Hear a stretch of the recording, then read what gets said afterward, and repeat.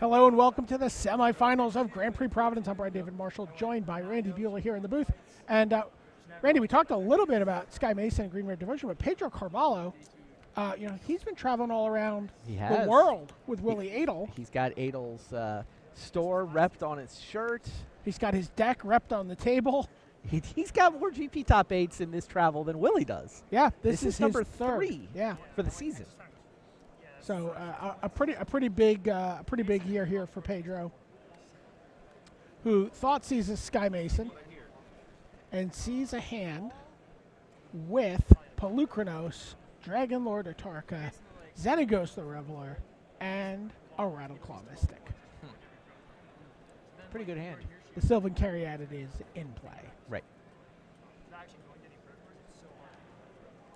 Really, our judge is a land above Spellsky? I was just coming to grips with that. When they come back to camera, there's going to be a white streak of hair down the middle of them.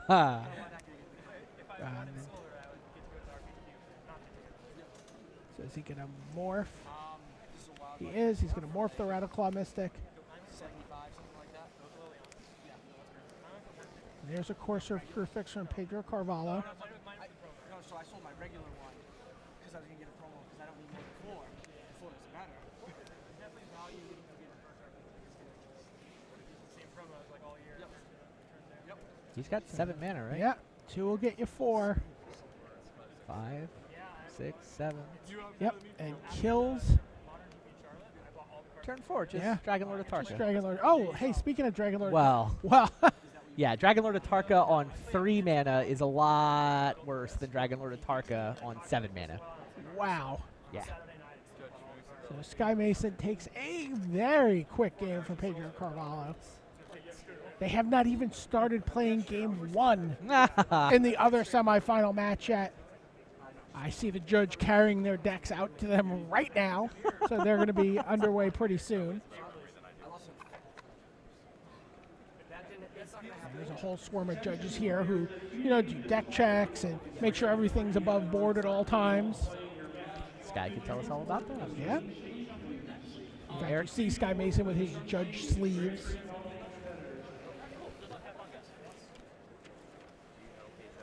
What does he have in the sideboard, though, for the whip matchup? He's got a couple plummets? He has been bringing in the plummets. He does? I've seen him bringing in plummets against, Dragon Lord Atarka. I mean, it's a it's a 2 of. And they're the only flyers in the deck. Well, there's a Torrent Elemental. There's 3 flyers in the deck. Probably not. Yeah, I would think no. He has a couple Hornet Nest. He has 2 Seismic Rupture. He has 2 Nidlea's Disciple. Yeah, his Hornet Queen's really going to be what he looks for to deal with. Something like a Hornet Queen. Yeah, he's got a Xenagos, 2 Nixes, 2 Arbor Colossus, 2 Ugin. Does he have any way I think this might be an Ugin matchup. Does he have any way to deal with a whip other than? That's what I was looking at. We saw Back to Nature kill a whip in the quarterfinals, but there are no Back to Natures. There's no enchant. There's Ugin. He's got 1 Ugin in the main. I think this might be a matchup where you go up on Ugins. Like, how else are you going to clean up the whip shenanigans? Sure.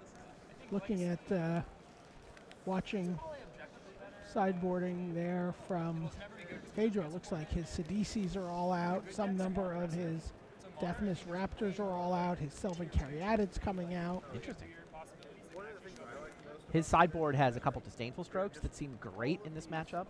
A couple Dragon Lord Silumgars that also seem potentially very good in this matchup.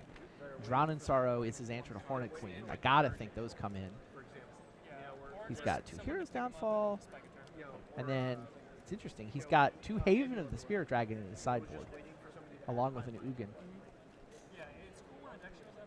1 Dig Through Time. 1 Soul of Innistrad. Ooh.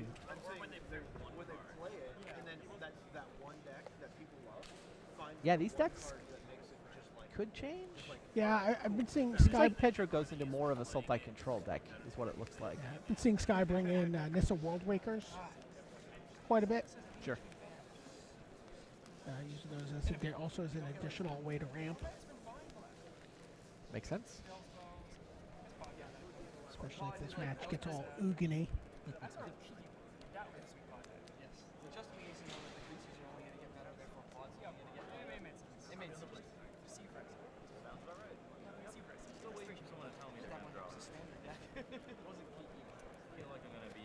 Sky Mason now gets to play at the Pro Tour rather than.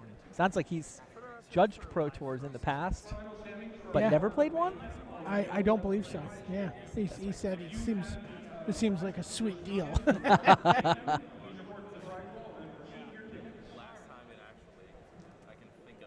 Pretty excited. It's interesting to watch the judges interact when they have a judge doing well. You know, there's obviously a lot of pride, but then there's also like, you know, they have to put up the extra shields of reserve. You know.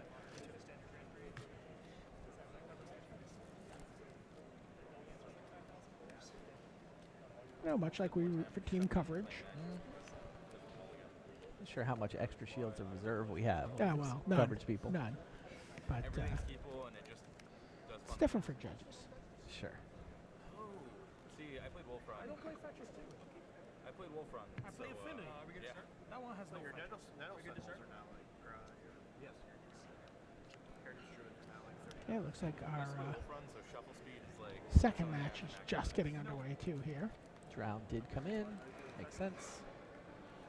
But the hand was not a keeper. You just want them dead so fast they don't have a chance to. Pedro just barely made this top 8, by the way. Strategy, you know? Did you It's look at like, the tiebreakers? I don't know if we have the final standings here. A third tiebreaker on opponent's match win percentage. Oh my gosh. Third digit of opponent's match win percentage to break the tie. Meanwhile, we're going to take a look in on the start of the Eric Severson Neil Sachs match. See a painful Thoughtseize getting a choice of Den Protector, Mastery of the Unseen, Sylvan Caryatid, or Death Mist Raptor. Wow. I imagine Death Mist Raptor has never been taken with a Thoughtseize. Oh, sometimes they have nothing else in their hand. Sure. You are obliged to That's take fair. a card. That's fair. So I'm sure it's happened, but yeah. Not the card you want to put in the graveyard exactly. There goes Mastery of the Unseen. Eric reminds Neil to stay on his side of the red zone. There's no encroaching.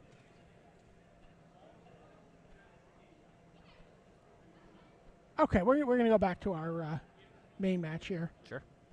Between Pedro Carvalho and Sky Mason, and we're underway. Looks like a fast start for Mason, but it is going to get drowned away. He loses an Elvish Mystic and a Rattleclaw Mystic.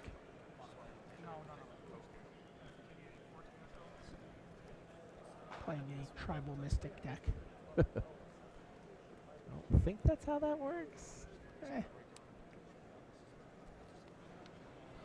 And a tough scry for Carvalho here. Yeah, he's debating. You have to think too long, push it. No third land for Mason. Courser into a fourth land for Pedro. Haven of the Spirit Dragon.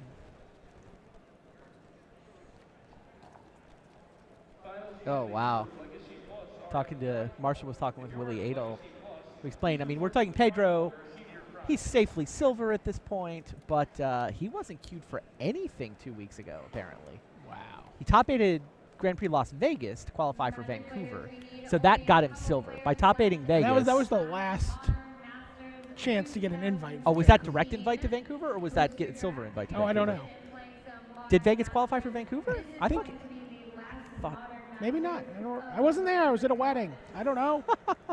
I think that got him silver status, Yeah. which he could then deploy for a Vancouver invite. But now this gives him Milwaukee.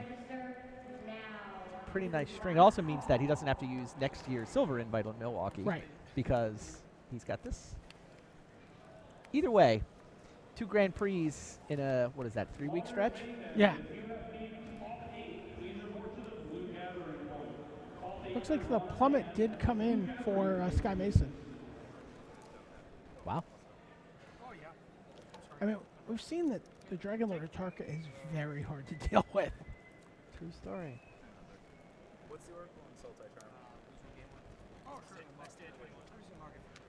Sky is still scrounging for mana here. If you don't mind. I just couldn't remember if it has a plus up.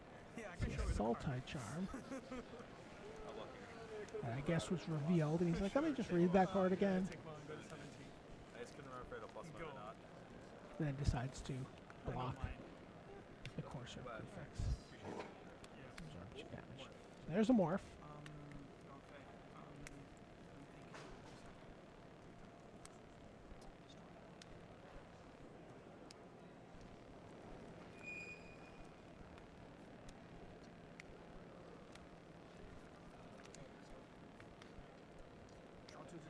So Sultai Charm is going to, Draw 2, discard 1. yep. That card is not yet revealed, I don't think. Before I got a game loss I don't think that card's revealed until the Sultai Charm finishes resolving. already. Oh, interesting. If it gets revealed, if you're drawing Yeah. them as part of the Yeah, effect? yeah. Okay, I saw it played differently earlier today, but I'm not sure. I'm sure Sky Mason. Wow, fair. It's on top Pedro's of it. very much been a Magic Online player, though. Pedro is, Well, there Jeez. is Dragon Lord Atarka, and it's going to get plummeted. I'm just recoiling at Sky Mason having 2 lands. Pedro Carvalho is already able to hardcast Dragon Lord Atarka. Still, though, plummet totally worked out. A handful of heroes downfalls for Carvalho, who is going to be able to regrow Dragon Lord Atarka multiple ways shortly.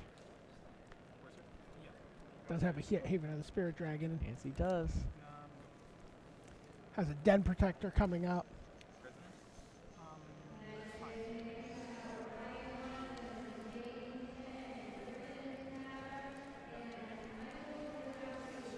This guy. Oh, he can play his Whisperwood Elemental. 5 mana, look at that. Let's go to 12. Does he have another plummet? This is kind of part of the problem with plummet. Even if the Atarka happens, it isn't necessarily good enough. Still dealt 5 to your stuff. And in this deck, still has the ability to recurse it I mean, the ability to recurse it twice. until he draws a whip and goes for try number 3. Yeah. All right, Genesis Hydra. Oh, Hydra for 3 instead of Whisperwood. What's the Yeah. play?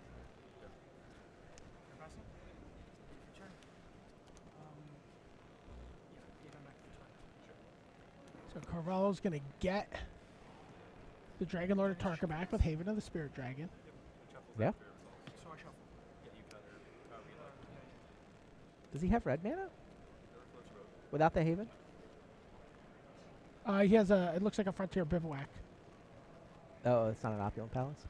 It may be, you know what? Yeah, I don't think it is. I think it's a Frontier Bivouac. There's the Dragon Lord. Takes down the Genesis Hydra. Nibbles at Sky.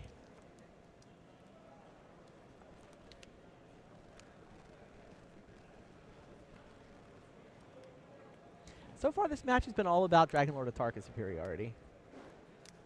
Sky Mason won game 1 with a quick Dragon Lord Atarka. Here's an Arbor Colossus. Pedro Carvalho looking pretty good here in game 2 with one of his own. Arbor Colossus is just going to die to one of those heroes' downfalls. Oh, and an Ugin on the way.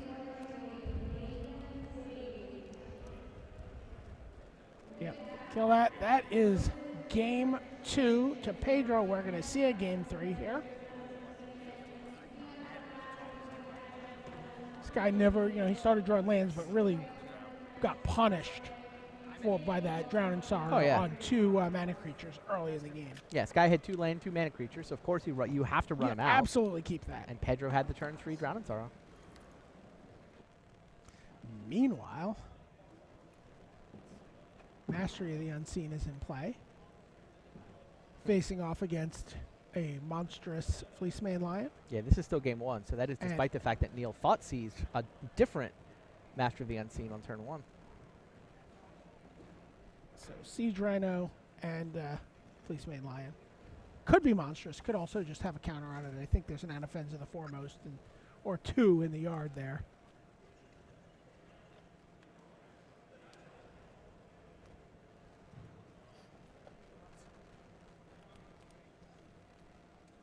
doing by the, yeah. Okay. Manifest. Both players are at 8.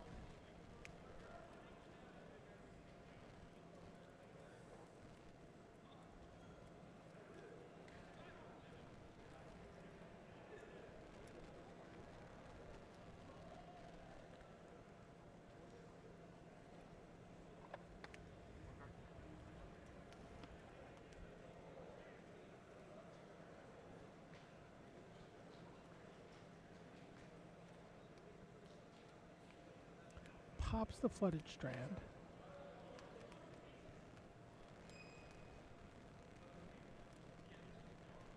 It's 7. Bucket Island is his island of choice. Yes.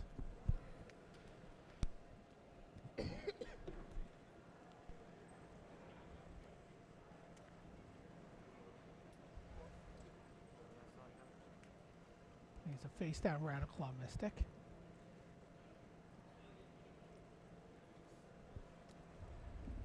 Now he is gonna. The Manifest was Yep. the Den Protector.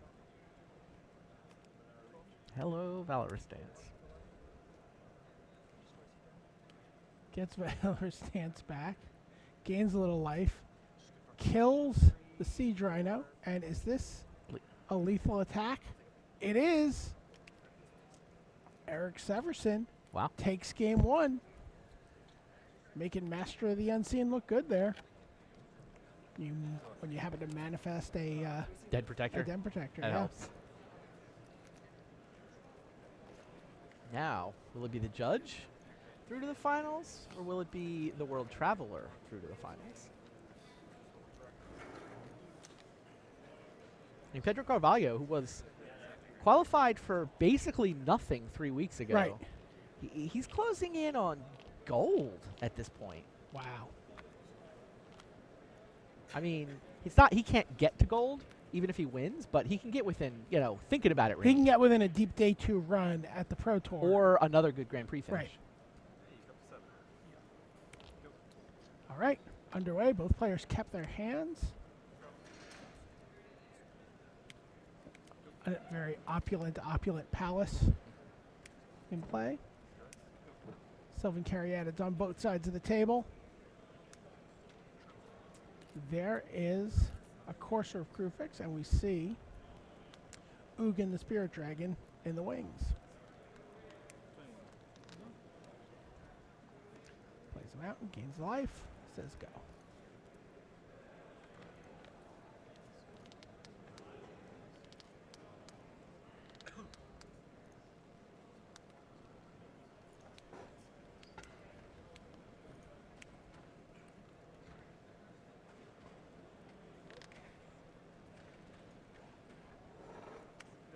Four mana has a whip.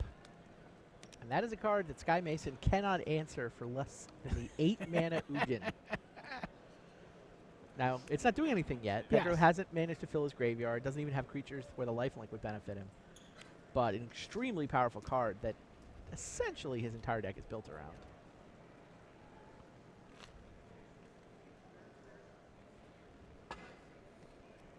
And if you're going to deal with it, dealing with it with Ugin seems to be the best way to go, because otherwise you start den protecting it. Bringing Yeah, it Ugin's a back. great answer for sure. You get And then the one. Devotion deck can get the mana, so Ugin's a realistic answer too. Yes. You want top? Yeah. 20. Yeah, 22.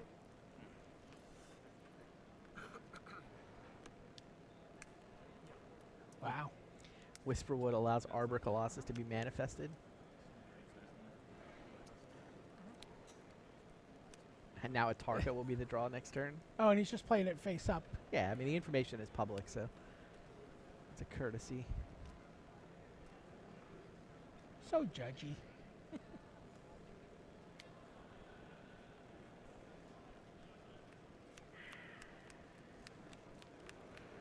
Well timed size right there. We siding at the same time. Well timed size. Interesting what his play. He definitely has land in his hand. Yeah, I mean, what he hasn't had is anything that fills his graveyard with anything. And is he sitting on Drown? Whereas, yeah, this time Sky went Caryatid into Courser. The first creature that Sky has put in play that's vulnerable to Drown is that Manifest. Which, I mean, I guess you got to think about, right? It is an Arbor Colossus. Maybe later?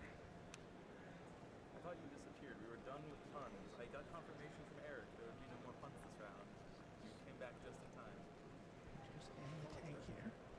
Good. We'll switch places. I'll give you a penalty.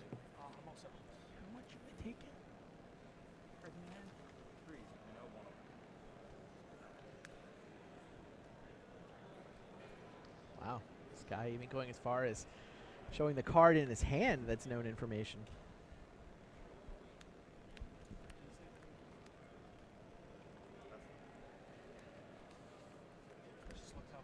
I mean, I'll certainly play with cards from my hand face up in a playtest game. Sure. Top 8 of the GP, though, you got to remember them. Fair enough. Rooting for you, buddy. There's Swamp, so he's not going to play the Drown in Sorrow.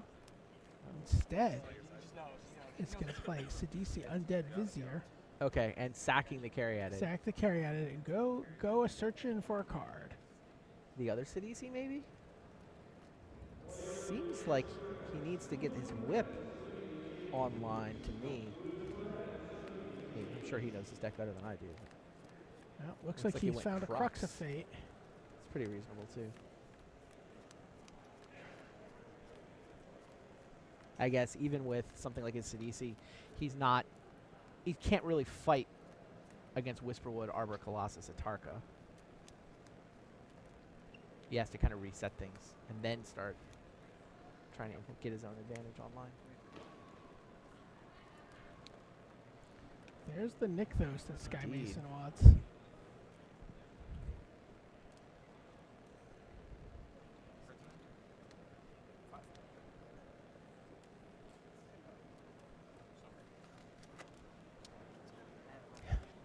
In comes Would you like Arbor to block my Colossus. 2/2 manifest?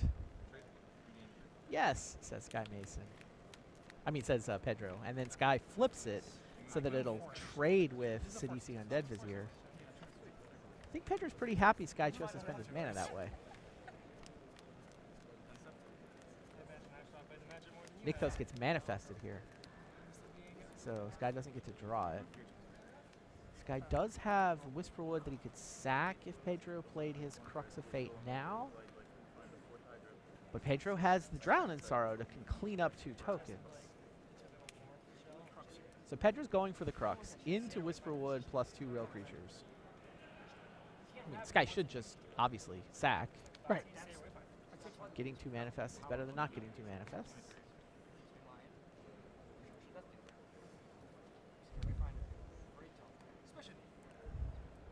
I'm thinking about, does he want to draw Genesis Hydra?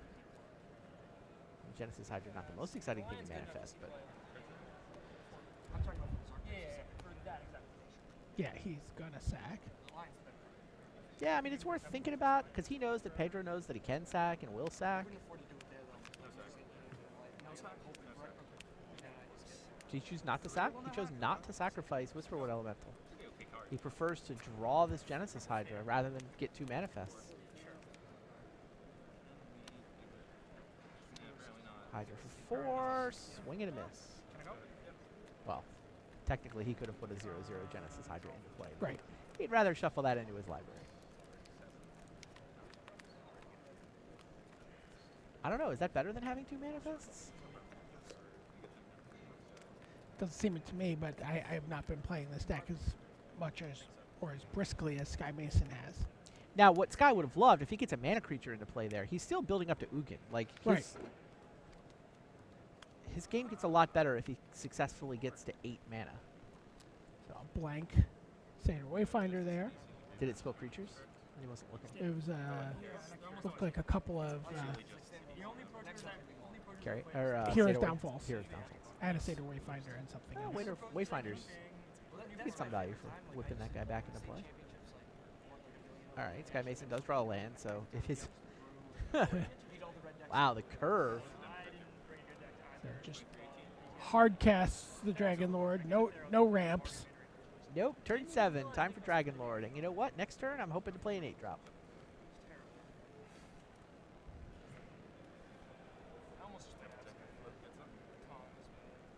You know the other thing this 2 manifests do better than Genesis Hydra? Survive Ugin's minus ability. Yeah. Here's a morph. Nope, it's Sultai Charm. It's going to draw 2, discard 1.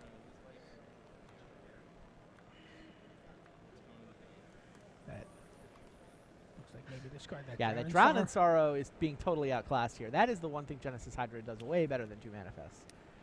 I think maybe Sky just successfully read Pedro for Drown in Sorrow as the follow-up. Sure. He saw Drown in the previous game, so may have just been a really good read from Sky. And now here's a morph. 8th land off the top.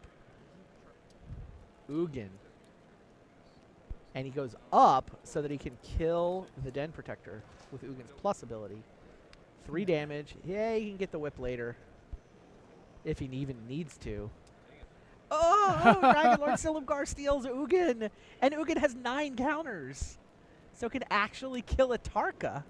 Oh my gosh. Now, they will kill his own whip. Oh, no, it doesn't work. He kills Dragon Lord Silumgar if he does that. Never mind.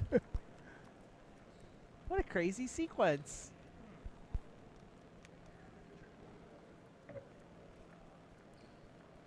That still might be okay. You have to give Ugin back. Oh, you just go -9 if you're going to do that. Right. You can go -9 to kill everything on the board, essentially. Right. Yeah, what are his other options?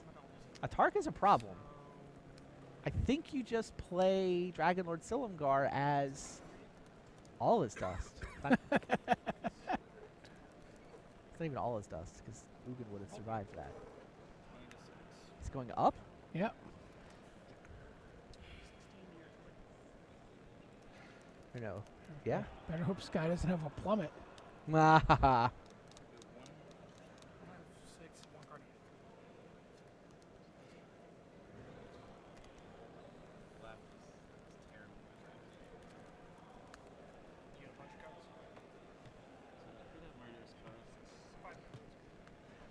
What do you do here when...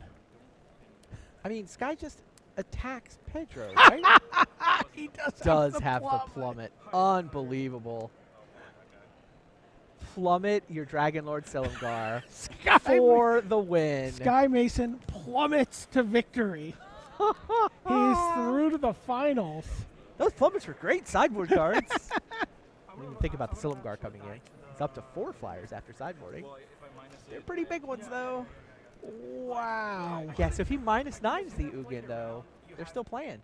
Oh, yeah. Absolutely. Absolutely. So Sky Mason through to the finals. We're still waiting on the result of our other semifinal match between Neil Sachs and Eric Severson. We saw Eric Severson take game 1. So let's check in on those guys and see where they're at. So we are still in game 2 here. See Glare of Heresies on both sides of the table in the graveyards.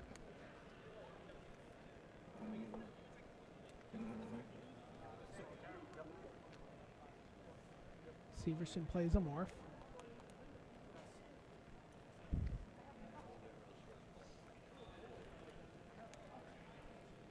Scryland from Neil Sachs.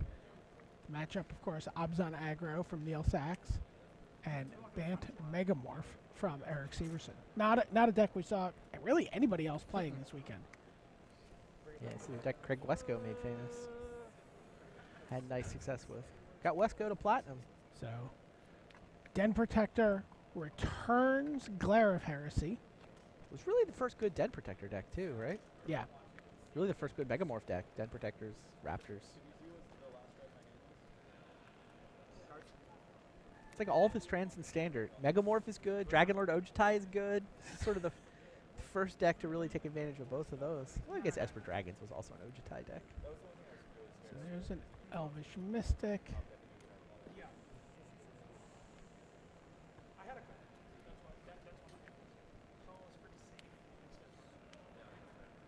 declare Anafenza. Yeah, declare the Anafenza. And get in for 3 with the Den Protector. Interesting, it looks like the other card in Severson's hand is a Valor stance. He's had to decide, between which way he wanted to kill that Anafenza. Yeah, how about using the one your opponent Yeah. knows you have, so you can surprise them with the other when the timing is just right. Yep. So Valor stance saves Den Protector from Hero's Downfall.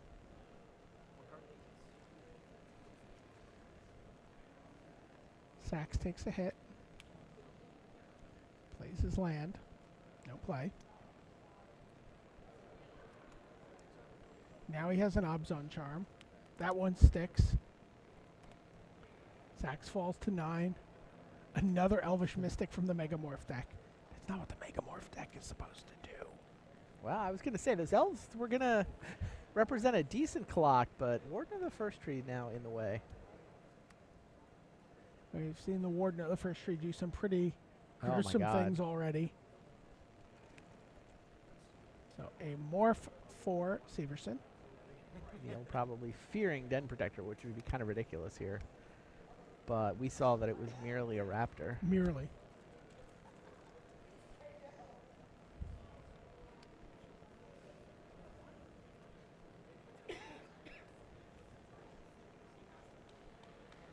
So, step 1 accomplished on the Warden of the First Tree. It's a 3/3.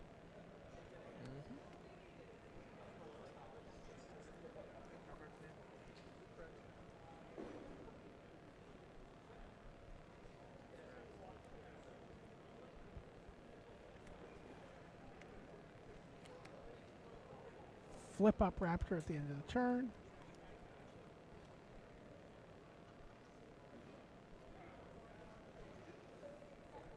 In comes the Raptor. Yeah, Eric's certainly happy to trade that for Warden of the First Tree. Oh, wow. Fleece Mane with 5 untapped. Actually 7 with the elves, but 5 being the crucial number. Now do you just go for monsters here? Maybe Neil's upkeep? If the one card in Neil's hand is a removal spell that can kill Fleece Mane, then you should do this upkeep so that if Neil is going to have a trick that he spends mana on his turn. Yeah, he just does it. Or could have done it after the Yeah. Warden pump, but we got there. Yeah. Fleece Mane successfully went Monstrosity monstrous. achieved. Neil did not have a relevant card in his hand, so.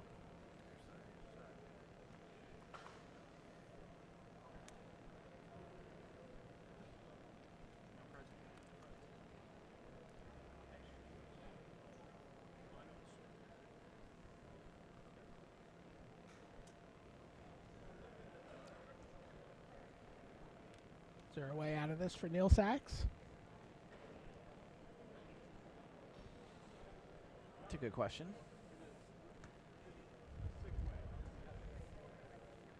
He doesn't play Elspeth, right? It's often the way these Fleece Manes get neutralized in an Obzon deck, but this is Obzon aggro. This is Warden of the First Tree. So we get some trampling action going here, some lifelink action going here, and some 8/8 action going here.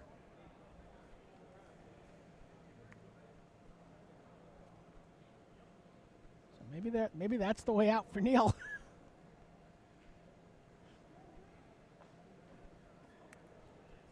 Two Elvish Mystics attack. And a pass from Severson. So this can get to 13/13 this turn. Yep.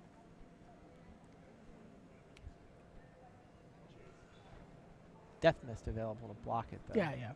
But now Death Touch is a factor. Right. So you kind of, I guess, need to build it up big enough that the trample damage is lethal, which between Fleece Mane and Death Mist, it's not here. Right. So you can go to 13, go to 18 by the time his next attack step comes around. Right. Is that good enough? Now the Mystics can soak up the last couple of points.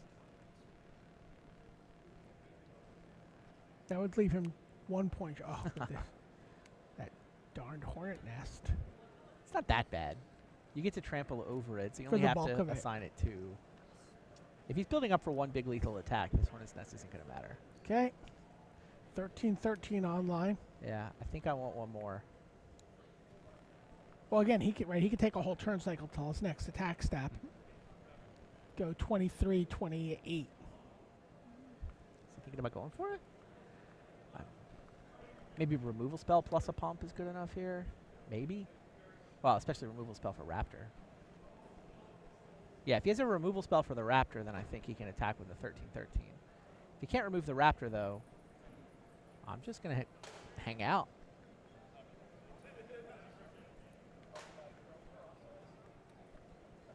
Is he holding Hero's Downfall? I think he's holding Hero's Downfall. All right, here it comes. Warden of the First Tree.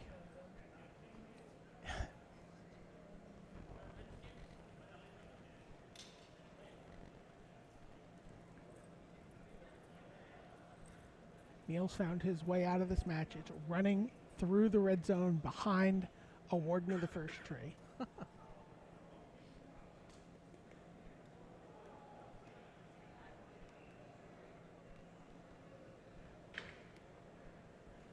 Yeah, the good news with this attack, I mean, the reason to feel pressured to attack is all the life he's going to gain. I assume he must have a removal spell for Deathness Raptor. Because he's only trampling for 3, and if he pumps, he's trampling for 8. Right, so with Trample, you don't have to deal all your damage to the Hornet Nest. If he wants to apply trample damage to Eric, then he does. Right? Right, what I'm saying is, like, you get to trample over. Yeah, you get to trample over. He could deal all the damage to the Fleece main line if he really wanted to. But he doesn't. He wants the trample damage onto Eric. And Severson falls to 2 here. Yeah, loses the Deathmiss Raptor, which means we get another Warden attack next turn.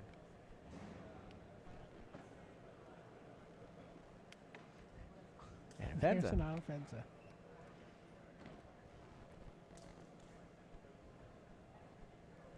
And Millsack's all the way up through. There's another Hornet Nest. I don't know if that... Yeah, still, with 13 trample can be 18.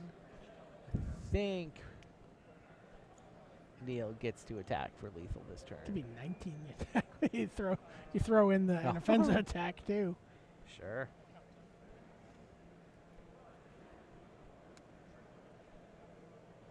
Yep. Yeah. And that's Eric a just scoop scoops him from up. Severson. Like, yeah, I can't get that much toughness in front of it. Severson. On to game 3. We have seen Warden of the First Tree do some work. Judge. Yeah, what cards, what does Severson have? So obviously we saw the Valor stance can take it out. You know, once it gets that big, it's really the Valor stance, huh? Trumoka's command can pick a fight with a Death Toucher. Sure. Oh, that's good. Oh, Nope. Elspeth Sun's champion. He's got 1 Elspeth Yeah. and then a second one on the board. He's got 2 Valorous Stance main and a third one on the board. Those are the answers. I like the idea, and 2 more Dromoka's commands. I like the idea that you Dromoka's command to have the Hornet Nest fight with it. Then you have 13 Hornets, 18 Hornets, whatever it takes.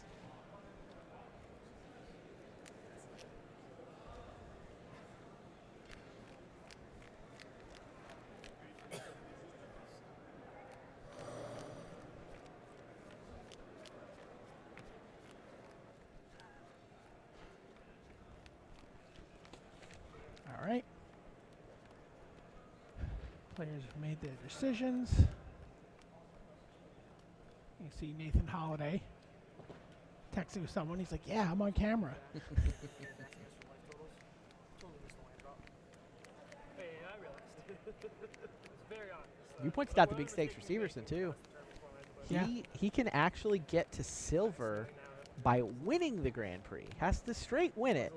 Nothing else will do. And if he does that, not only does he get the invite to Milwaukee that he earned by making the top 8, but he can go to Vancouver in a Gets to couple go of to weeks. Vancouver this season, and then that also Will be would silver for cascade next into year. a silver invite for next year that he can use after Milwaukee. Yeah, the only way left to qualify yourself for Vancouver at this point is to cross the silver threshold. Yes. It's the only way to get to Vancouver if you don't already have a seed.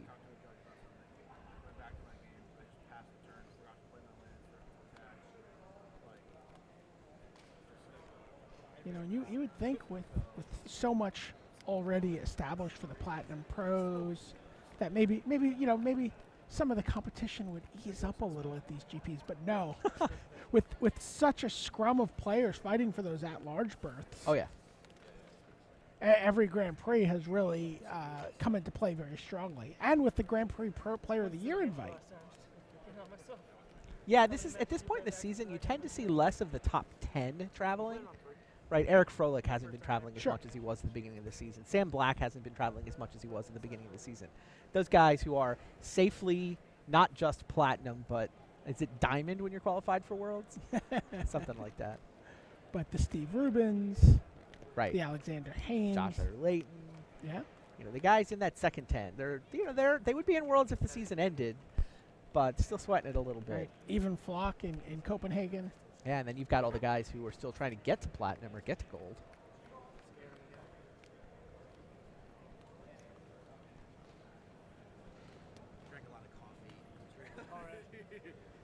Severson stepped away from the table for a moment. Oh, is that what you said? Sorry. Definitely scared you. Maybe scared of war. See Neil Sachs having a good time. Seems relaxed and happy, enjoying himself. Sure. He's qualified for the Pro Tour. Top 8 of the Grand Prix. It's all awesome. What, are we scared of you now? Energy. No. I just hope I'm entertaining you. I guess it's entertaining. You're not entertained. Did you see it was Merfolk that won in Copenhagen? No. Merfolk won in Copenhagen.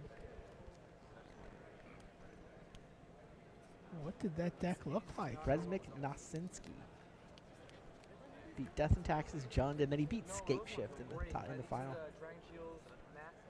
I wanted to try him out. Yeah. But, you know, Is Superstition. that Ether Vial deck? They're usually Aether Vials, and then there's like the do you splash white or not question.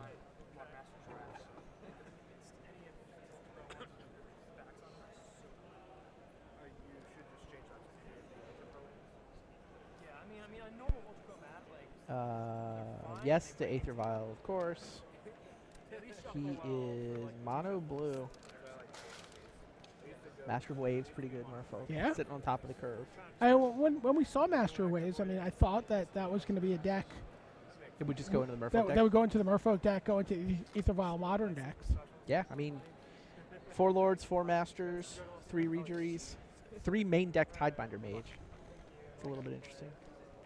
You don't always see the Tidebinders. All right, we're getting ready for action here.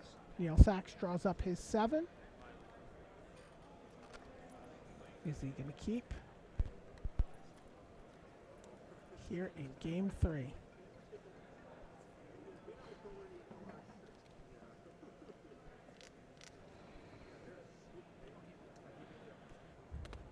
All right, both players keep. Severson leads off with a Windswept Heath, Sandstep Citadel for Neil Sachs.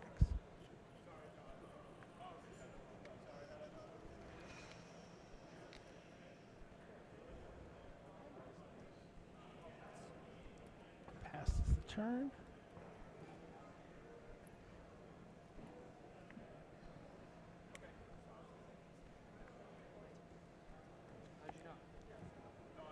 It's going to be a Rakshasa Death Dealer. Yes, it is.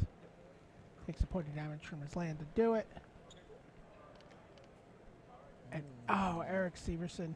See, he didn't break that Windswept Heath earlier. It's because he's really hoping he was going to find his 3rd land.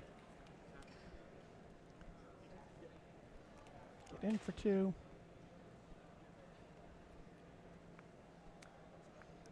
There's land number 3. Comes into play tapped. Scries, leaves it on top. It's got to be a land, right?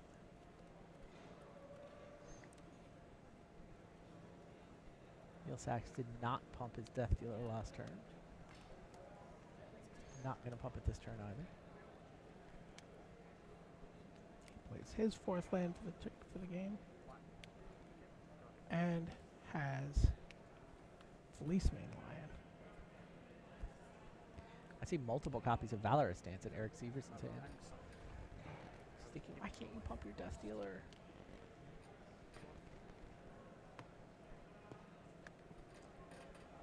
Plays a Rattleclaw Mystic face down.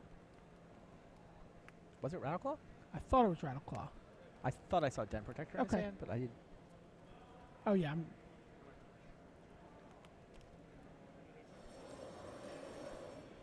Yeah, I think you're right. Sorry about that. So 5th land.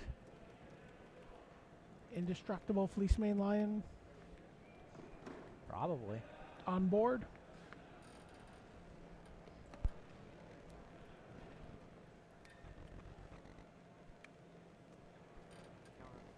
Yeah. Fight your morph. Yeah, it was a It was Rattleclaw Mystic. Rattleclaw. The one of Rattleclaw Mystic in his list. +1/+1 counter and fight on the Death Dealer. And Sax is just keeping his mana open here. Yeah. Could choose to pump, but obviously has some cards that he can play in his hand. No, I mean, I think keeping regeneration mana has value. Yeah. But That's in this another- case, he did have Dromoka's Command. Another Dromoka's Command, and he can just kill Severson here I with think a it might be pump. time to pump the Death Dealer. Yeah, Wow. there's the pump. That's 9. Neil Sachs is through to the finals. No Vancouver reservations for Severson yet. Nope. No, yet. Yet. So There's still save that some- for Montreal. There's still Montreal. There's Fort still Worth Dallas, is the big Fort sweat, Worth. yeah. Go to Dallas, Fort Worth the week before the Pro Tour. Yeah, we've seen it happen before. We have.